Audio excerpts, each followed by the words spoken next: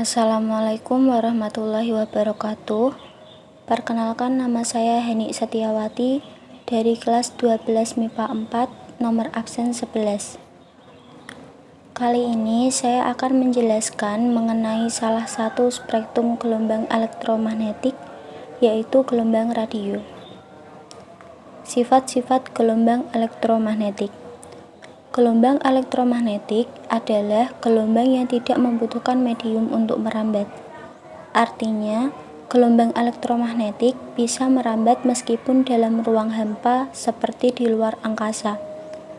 Gelombang elektromagnetik dibentuk oleh medan magnet dan medan listrik yang saling merambat tegak lurus. Adapun sifat gelombang elektromagnetik adalah sebagai berikut.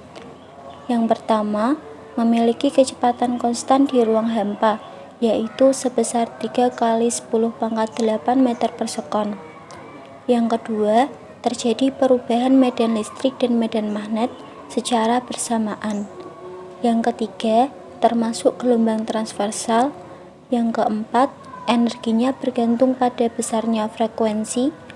Yang kelima, dapat mengalami polarisasi, pemantulan atau refleksi, pembiasan atau refraksi, interferensi, serta difraksi. Yang keenam, arah rambat gelombang elektromagnetik tidak dibelokkan oleh medan listrik dan medan magnet, tetapi dibelokkan oleh medan gravitasi. Gelombang radio. Gelombang radio merupakan spektrum gelombang elektromagnetik yang memiliki panjang gelombang terbesar dan frekuensi terkecil. Panjang gelombang radio berkisar antara 0,3 hingga 600 meter dengan rentang frekuensi sekitar 5 kali 10⁵ Hz sampai 10⁹ Hz. Gelombang radio dihasilkan oleh elektron pada kawat penghantar. Elektron tersebut nantinya akan menghasilkan arus bolak-balik pada kawat. Ada dua macam pengiriman sinyal program radio pada pendengar, yaitu amplitudo modulasi atau AM dan frekuensi modulasi atau FM. Pada AM, jumlah getaran tetap, tetapi amplitudo gelombang berubah seiring dengan suara sumber. Pada FM, yang berubah adalah getarannya, sedangkan amplitudonya tetap. Perbandingan kelebihan serta kekurangan AM dan FM. Pada AM, jangkauan lebih jauh, sedangkan pada FM, jangkauan lebih pendek. Pada AM, biaya relatif murah, sedangkan pada FM, biaya relatif mahal. Pada AM, kualitas suara jelek, sedangkan pada FM, kualitas suara bagus. Pada AM, terjadi fading atau rentan terhadap gangguan pada gelombang, sedangkan pada FM tidak terjadi fading pada gelombang. Pada AM, bandwidth lebih kecil, sedangkan pada FM, bandwidth lebih besar. Cara kerja gelombang radio. Getaran-getaran suara dalam percakapan telepon atau getaran yang ditimbulkan oleh pengirim tanda-tanda telegraf atau faksimil diubah menjadi getaran-getaran listrik sepanjang penyalurannya. Sesampainya di tempat tujuan, getaran listrik itu diubah kembali menjadi getaran informasi yang dapat didengar dan dimengerti oleh si penerima berita melalui pesawat telepon, pesawat telex, faksimil, atau monitor suatu penerima televisi. Jenis-jenis gelombang radio. Yang pertama, ada gelombang panjang. Gelombang jenis ini memiliki signal yang panjang sehingga mampu menjangkau range area yang sangat luas. Kerugian dari gelombang ini adalah memerlukan daya listrik yang sangat besar sehingga mahal dalam operasionalnya. Karena jenis gelombangnya panjang dan lebar menyebabkan rentan terhadap gangguan. Yang kedua ada gelombang pendek, yaitu gelombang yang menggunakan udara sebagai mediator. Keuntungan dari gelombang ini adalah mampu menjangkau wilayah yang luas. Banyak digunakan oleh pemancar internasional atau antar benua. Kerugian dari gelombang ini adalah banyak gangguan, khususnya dari matahari, cuaca, udara, halilintar, dan sebagainya. Suara manusia dapat didengar dengan baik, tetapi penggunaan sound effect kehilangan mutu kualitasnya. Yang ketiga, ada gelombang medium, yaitu gelombang yang menggunakan permukaan bumi sebagai mediator.